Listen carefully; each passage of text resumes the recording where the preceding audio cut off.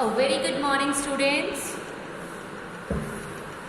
7th class. Today we are going to start our chapter number 10, that is the respiration in organism.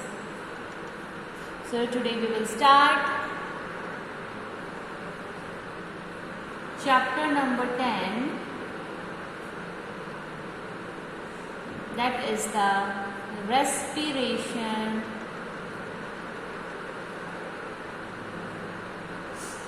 in organism. Okay, this chapter we will going to start.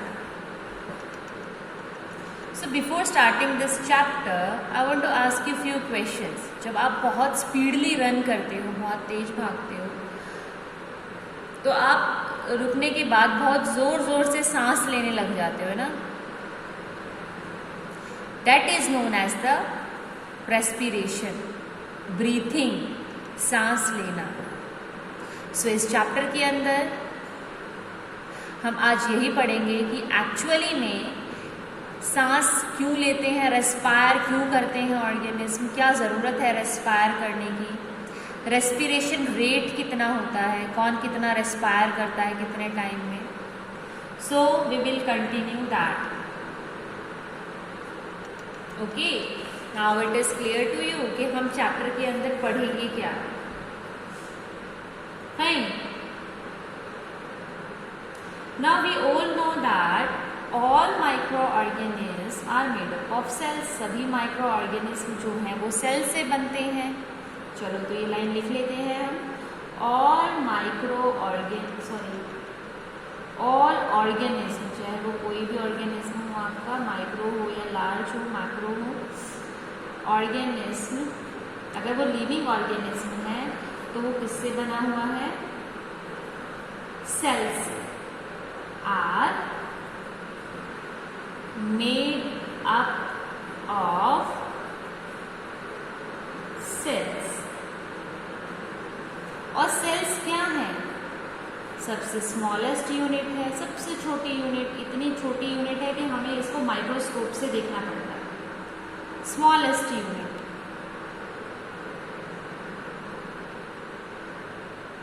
और सभी cell जो है कुछ functions अपनी body में perform करते हैं, यानी कि सभी सेल्स कुछ काम करते हैं. और सभी सेल्स क्या काम करते हैं वो देखते हैं हम. न्यूट्रिशन, उनको खाने की जरूरत पड़ती है. सेकंड वन, वो ट्रांसपोर्ट करते हैं. थर्ड वन, एक्सक्रीट करते हैं, जो भी उनके अंदर जो है आपका वेस्ट है उसको वो बाहर निकालते हैं. और वो रिप्रोड्यूस भी करते हैं, यानी कि 1 से 2 भी बनते हैं. रिप्रोडक्शन, इतने सारे काम करते हैं. ठीक है, तो यानी कि हमारी जो सबसे छोटी यूनिट है, यानी कि सभी ऑर्गेनिज्म में क्या होते हैं, छोटे छोटे सेल्स होते हैं.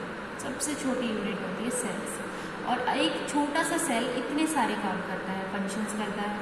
Nutrition, transport, excretion and reproduction. अब इतना सारा काम करने के लिए उसको एनर्जी की तो ज़रूरत पड़ेगी. It require energy. उसको किसकी ज़रूरत पड़ी, एनर्जी की ज़रूरत पड़ी है.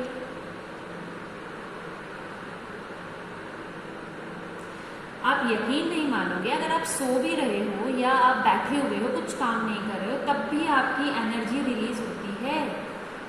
यानी कि आप दिन में कुछ भी काम ना करो, सिर्फ लेटे रहो, सोते रहो, तब भी आपको खाना खाना पड़ेगा. आपको आपकी जो एक्टिविटीज़ हैं आपकी, खाना खाना भी एक काम है. रीडिंग, वॉकिंग, कुछ चीज़ ले रहे हो, कुछ चीज़ दे रहे हो, चल रहे हो, यहाँ जा रहे हो, वहाँ जा रहे हो. सो इन सभी काम में क्या लगता है, फूड की ज़रूरत पड़ती है. हमें एनर्जी की रिक्वायरमेंट होती है. Right.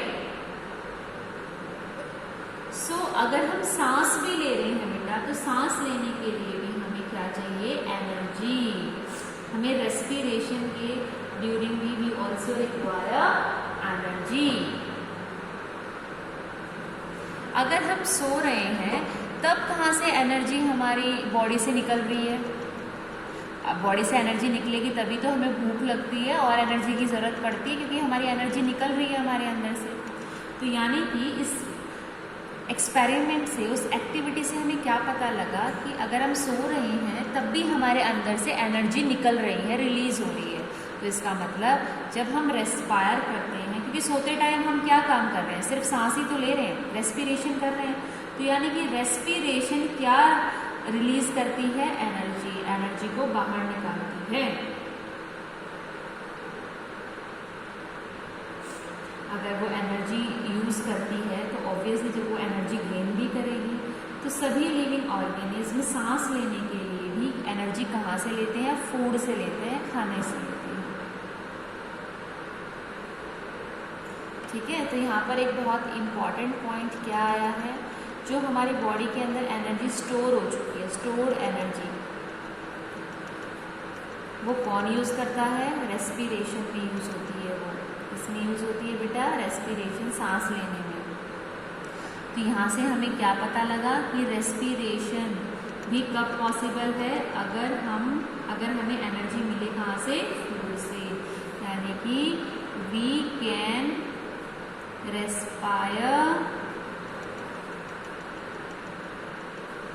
if we get energy from food. ओके, यानी कि अगर हम फूड से एनर्जी लेंगे तभी हमें क्या मिलती है?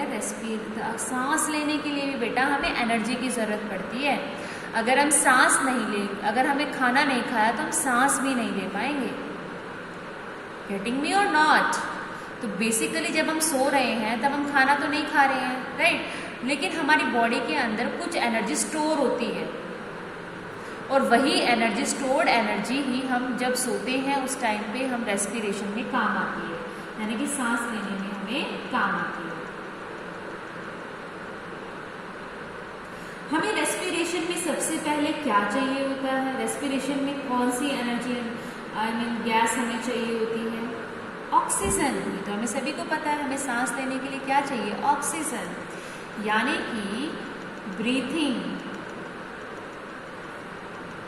सांस लेना, ब्रीथिंग मतलब गैस को एक्सचेंज करना। दो टाइप की ब्रीथिंग करते हैं, एक तो हम सांस लेते हैं ब्रीथिंग इन, और एक हम करते हैं ब्रीथ आउट। तो हम अंदर कौन सी गैस लेते हैं? ऑक्सीजन। कौन सी गैस लेते हैं? यानी कि हमें सांस लेने में कौन सी गैस चाहिए बेटा? ऑक्सीजन। और हम बाहर भी निकालते हैं, नोज से अपनी एक्सचेंज भी करते हैं हम गैसेस। अगर हम ऑक्सीजन लेते हैं तो बाहर क्या निकालते हैं हम? Carbon dioxide. यानी कि जब हम ब्रीथ आउट करते हैं तो कौन सी गैस रिलीज होती है? Carbon dioxide. इसका फॉर्मूला क्या है? CO2। और ऑक्सीजन का फॉर्मूला क्या है? O2। क्लियर?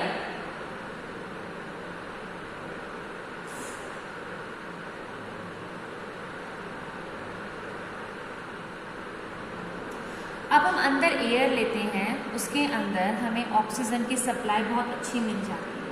अब वो ऑक्सीजन हमारी बॉडी के अंदर जाकर करता क्या है? हमारी बॉडी किससे बनी हुई है? सेल से बनी हुई है। फिर वो हमारी बॉडी के हर एक सेल के पास ऑक्सीजन पहुंचता है। ठीक है ना? तो ऑक्सीजन जो है वो क्या करेगा? पहुंचेगा, ऑक्सीजन रीच कहाँ पहुंचेगा? सेल्स के पास। फिर सेल्स के पास पहुंचकर वो काम क्या करेगा?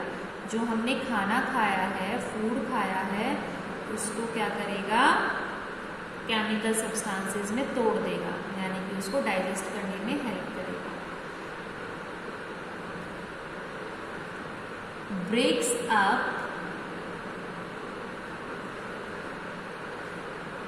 इनटू, किसमें तोड़ देगा उसको? वो केमिकल सब्सटेंसेस। तो यहाँ पर समझ में आया हमने क्या किया? हम सांस लेते हैं, ब्रीथ इन करते हैं, then we require oxygen gas. जब हम ब्रीथ आउट करते हैं तो हमें कौन सी गैस चाहिए होती है? कार्बन डाइऑक्साइड गैस, है ना। और जब वो ऑक्सीजन जो है वो हमारे सेल्स के पास पहुंचता है तो वो क्या काम करता है? क्योंकि सेल्स में क्या होता है? फूड खाना होता है। उस फूड को वो ब्रेक डाउन करने में, तोड़ने में हेल्प करता है। किन में तोड़ देगा? किस पार्ट्स में तोड़ देगा? केमिकल सब्सटेंसेस में उसको ब्रेक डाउन कर देगा। और उसी को हम क्या बोलते हैं? रेस्पिरेशन, है ना। तो रेस्पिरेशन की डेफिनेशन मिल गई हमें इतना कुछ समझने के बाद। देखिए क्या मिली अब रेस्पिरेशन की definition? The process of chemical breakdown, chemical breakdown किसका ब्रेकडाउन हुआ है? फूड का। ऑफ फूड कहाँ पर थे ये? सेल्स में, इन द सेल। और जब वो ब्रेक डाउन करेंगे तो क्या रिलीज होगी? Energy. With the release of energy, इसी को हम क्या बोलेंगे? Is called cellular respiration. क्या बोलेंगे बेटा इसको हम? Cellular respiration. ओके, चलो ये तो हमने देखा कि फूड जो है वो ब्रेक डाउन हो जाता है केमिकल सब्सटेंसेस के अंदर, है ना। तो अगर हम इसकी रिएक्शन लिखें तो वो कैसी होगी? तो हमने वर्ड्स में लर्न किया है, लेकिन अगर हम इसकी केमिकल रिएक्शन लिखें तो क्या बनेगा? देखिए, चलो फूड को हम क्या बोल सकते हैं? ग्लूकोज, है ना। हमने क्या किया? ऑक्सीजन की प्रेजेंस में, ऑक्सीजन आया ना उसके पास, ऑक्सीजन प्रेजेंस में क्या हमें मिल गई? क्या निकलेगा हमेशा? अब कार्बन डाइऑक्साइड। कौन सी गैस निकलेगी यहाँ से बेटा?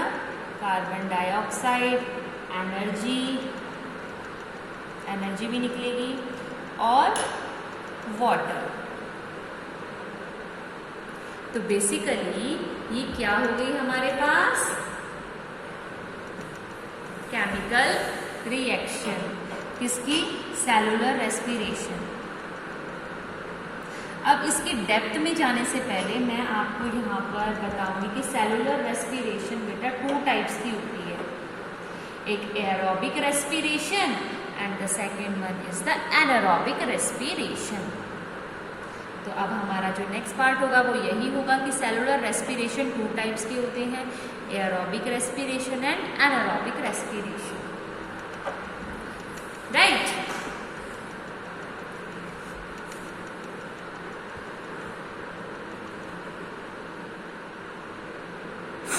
चलो अब हम स्टार्ट करते हैं।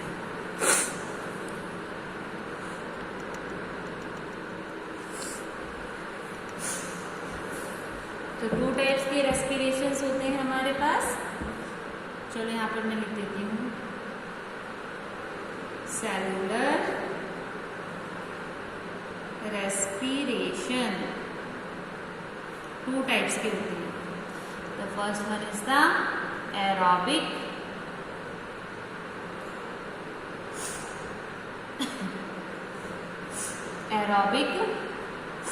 respiration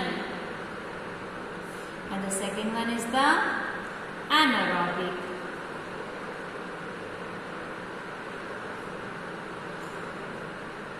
respiration. Okay,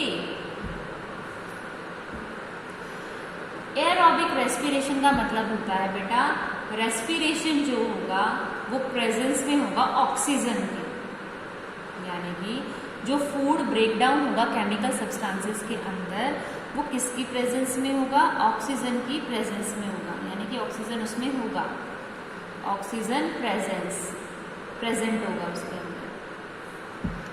लेकिन जो एनारोबिक रेस्पिरेशन है उसमें फूड ब्रेक होगा केमिकल सब्सटेंसेस के अंदर, होगा इसके अंदर भी। देखिए इसके अंदर जो आपका ऑक्सीजन है वो प्रेजेंट नहीं होगा, वो क्या होगा, absent, in the absence of, यानी कि ये नहीं होगा, इसके अंदर ऑक्सीजन होगा। यही डिफरेंस है इसके अंदर, जो एनारोबिक और एरोबिक रेस्पिरेशन होता है उसका यही डिफरेंस होता है।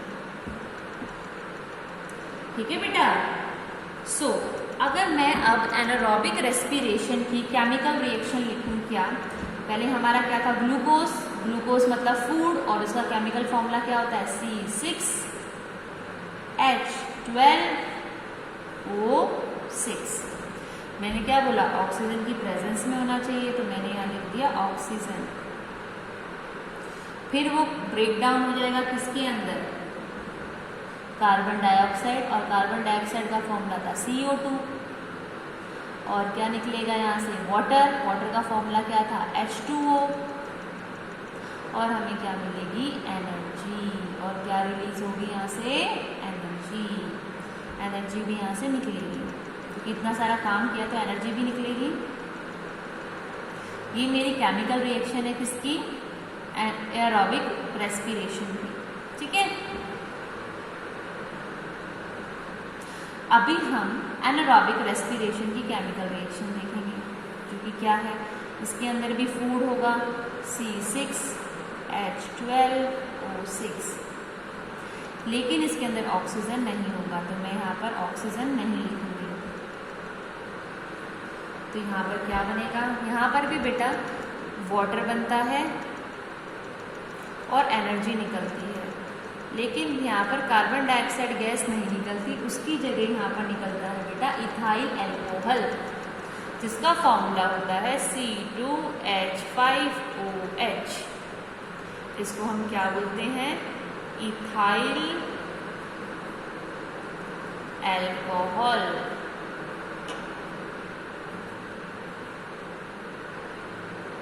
ठीक है बेटे। अब इथाइल एल्कोहल के बारे में आप हायर क्लासेस में स्टडी करेंगे, जब आप बड़े हो जाएंगे, बड़ी क्लासेस में जाएंगे, तब आप इनके बारे में स्टडी करेंगे।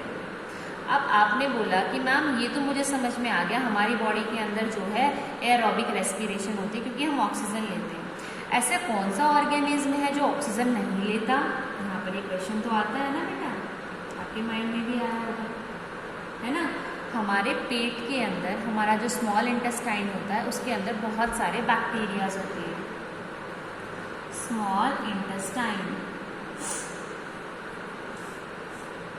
में बहुत सारे क्या होते हैं, बैक्टीरियाज। उन बैक्टीरियाज तक जो है ऑक्सीजन सप्लाई नहीं पहुंचती, तो वो कौन सा मेथड करते हैं, एनारोबिक रेस्पिरेशन। तो वो कौन से रेस्पिरेशन करते हैं, एनारोबिक रेस्पिरेशन। ठीक है। और कौन सा होता है बेटा, ईस्ट। ईस्ट भी एक माइक्रो ऑर्गेनिज्म होता है जो कौन सा करता है, एनारोबिक रेस्पिरेशन।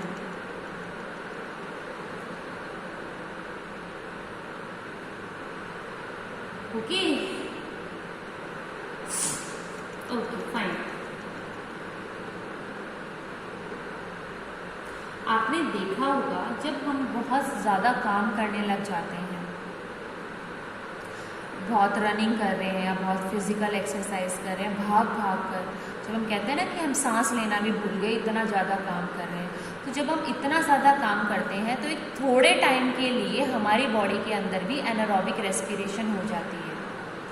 लेकिन ऐसा नहीं है कि हमारी बॉडी एनारोबिक रेस्पिरेशन की तरह काम करने लग जाए, यानी कि ऑक्सीजन सप्लाई ले ही ना।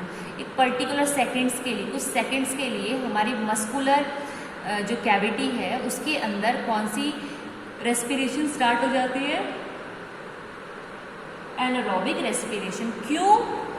क्योंकि हम सांस नहीं लेते हैं जल्दी जल्दी, पूरा सांस नहीं लेते हैं, जिसकी वजह से हमारी बॉडी के अंदर ऑक्सीजन की कमी हो जाती है। और जब हमारी बॉडी के अंदर ऑक्सीजन की कमी हो जाती है तो उस टाइम पे हमारी बॉडी के अंदर क्या होता है, एनारोबिक रेस्पिरेशन, यानी कि जब हम क्या करते हैं, हैवी एक्सरसाइज, बहुत ज़्यादा एक्सरसाइज कर लेते हैं, है ना, जब वजन उठा लेते हैं बहुत ज़्यादा, weight lifting, heavy weight lifting जब हम कर लेते हैं, राइट, जब हम ऐसी ऐसी एक्टिविटीज़ करते हैं, देन क्या होता है, हमारी बॉडी के अंदर जो है ऑक्सीजन की सप्लाई कम हो जाती है। अब जब हमारी बॉडी के अंदर ऑक्सीजन की सप्लाई कम होगी, तब हमारी बॉडी के अंदर कौन सी रिएक्शन होगी, ध्यान से देखो। अब मैं कौन सी रिएक्शन लिखूंगी, जब ऑक्सीजन की सप्लाई क्या हो जाती है, लेस हो जाती है, बहुत कम हो जाती है, ना के बराबर हो जाती है, तब हमारी बॉडी में जो फूड है वो कैसे काम करता है, वही हमारा ग्लूकोज होगा, वो ब्रेक डाउन हो जाएगा, किसके अंदर, लैक्टिक एसिड होता है, वो लैक्टिक एसिड बनाने लग जाएगा, और हमेशा की तरह क्या रिलीज करेगा, एनर्जी। एनर्जी तो निकलेगी उसके अंदर, क्योंकि एनर्जी तो वेस्ट हो ही रही है, क्योंकि वो काम कर रहा है ना। जब कुछ वर्क होगा तब क्या होगा, एनर्जी।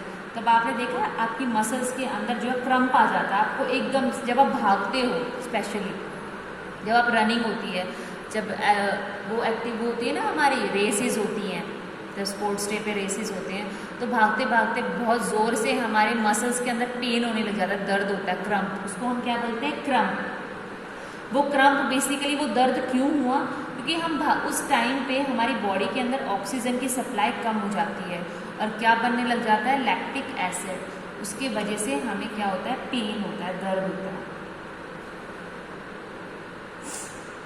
है ना। और फिर वो कैसे ठीक होता है, जब आप हल्की सी मसाज करो, अगर आपके पैर को हल्का हल्का से रगड़ दो, है ना, या क्या करो, गर्म पानी से नहा लो, तो क्या होती है, वो हमारे क्रम्प्स जो है खुल जाते हैं।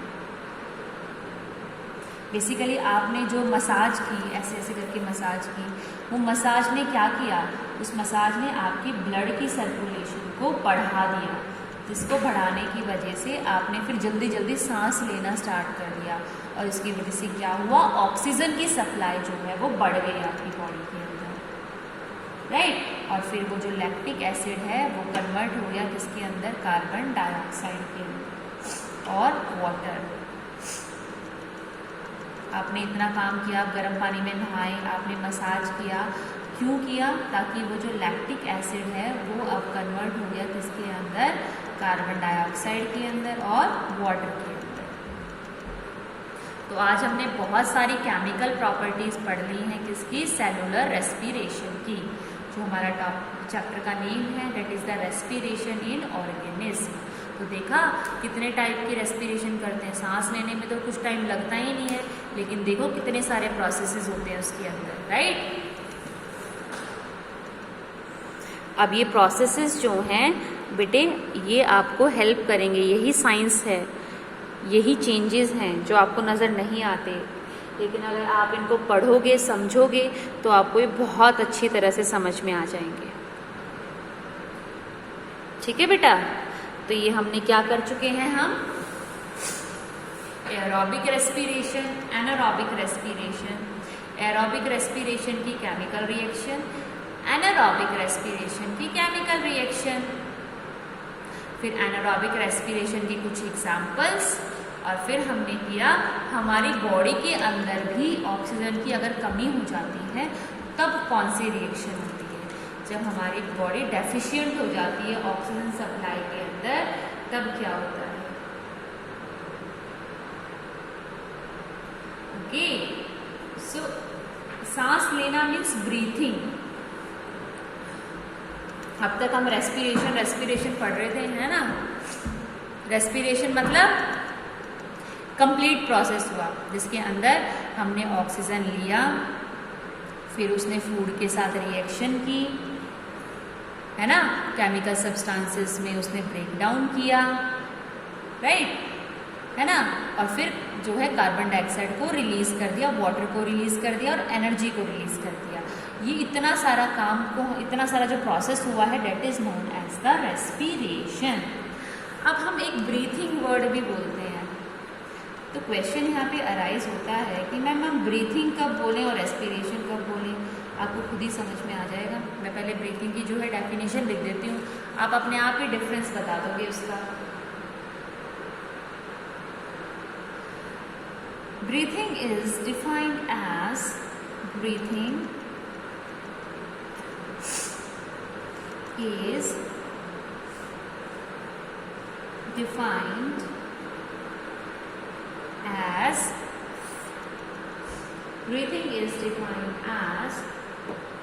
the means of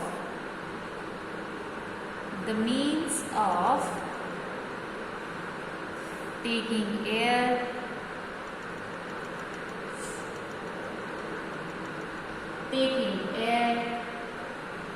rich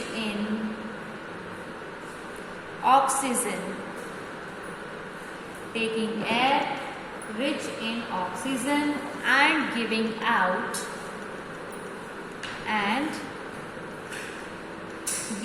out carbon dioxide. Means and giving up carbon dioxide, वो भी किसकी हेल्प से? रेस्पिरेटरी ऑर्गन की हेल्प से, डेट आर द लंग्स। ठीक है, तो ध्यान से देखो, ब्रीथिंग सिर्फ ये कहता है कि ऑक्सीजन लो और कार्बन डाइऑक्साइड को रिलीज कर दो। मीन्स जो नोज हमारा काम कर रहा है, सिर्फ वो ब्रीथिंग का मतलब वही होता है, ऑक्सीजन लेना और कार्बन डाइऑक्साइड को रिलीज कर देना।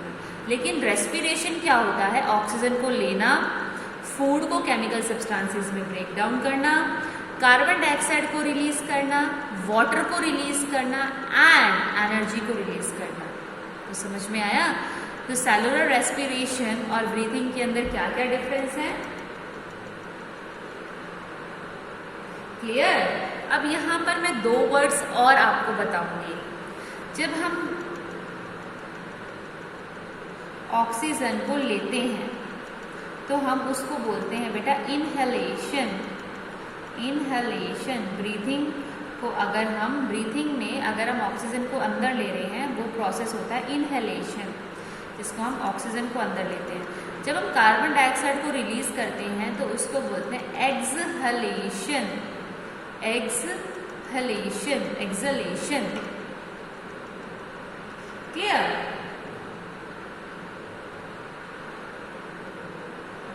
तो यहाँ पे क्लियर हो गया बेटा कि हम जब सांस लेते हैं तो हम बोलते हैं इनहेलेशन, जब हम उसको बाहर निकालते हैं कार्बन डाइऑक्साइड को तो हम बोलते हैं एक्सहेलेशन। तो यहाँ पर हमने 2 वर्ड्स जो हैं एक्स्ट्रा पढ़े हैं, इनहेलेशन एंड एक्सहेलेशन। क्लियर बेटे? चल, आज के लिए हम इतना ही पढ़ेंगे। कल हम पढ़ेंगे अपने आगे के टॉपिक्स कि ब्रीथिंग रेट क्या होता है ना, क्या मैकेनिज्म होता है। मैं एक ह्यूमन बॉडी ड्रॉ करूंगी, उसके अंदर I will draw the respiratory system और उसको मैं आपको प्रॉपरली समझाऊंगी। जब हम सांस लेते हैं तो हमारे लंग्स के अंदर क्या चेंजेस आते हैं और जब हम ब्रीथ आउट करते हैं तो हमारे लंग्स के अंदर क्या चेंजेस आते हैं। ठीक है, सो हम इनहेलेशन प्रोसेस को पढ़ेंगे और एक्सहेलेशन प्रोसेस को जो है हम डीपली स्टडी करेंगे। Am I clear everyone? Okay, so I hope this is clear to you. And आपका होमवर्क है, आपको क्या करना है बेटे? आपको आज जो भी मैंने टॉपिक पढ़ाए हैं चैप्टर 10 से, वो आपको रीड करने हैं, आपको पढ़ने हैं। और जो भी प्रॉब्लम अगर आपको आती है तो इसको एक पेज पर, एक नोटबुक के ऊपर आप लिख सकते हो, ताकि जब हम जूम क्लास लें तो you can ask me your doubts. Clear? So read it and makes note if you want. Note भी बना सकते हो आप, क्योंकि तब आप रिवाइज करो। जो नोट्स मतलब जो भी मैंने लिखे हैं इनको लिख लेना, और कुछ एक्स्ट्रा पॉइंट जब आप बुक पढ़ोगे तो उसमें से पढ़ के वो पॉइंट भी उसके अंदर इंक्लूड कर देना। That are known as notes, उसको बोलते हैं नोट्स बनाना। फाइन, अगर आप नोट्स बनाना चाहते हो तो आप एक अलग से नोटबुक ले सकते हो, या फिर रफ नोटबुक में अलग से एक पार्टीशन करके उसका नोट्स बना सकते हो। क्लियर? और आपको आज और क्या करना है, you have to write down the definitions of the chapter in your fair notebook. Fine. Thank you so much, beta.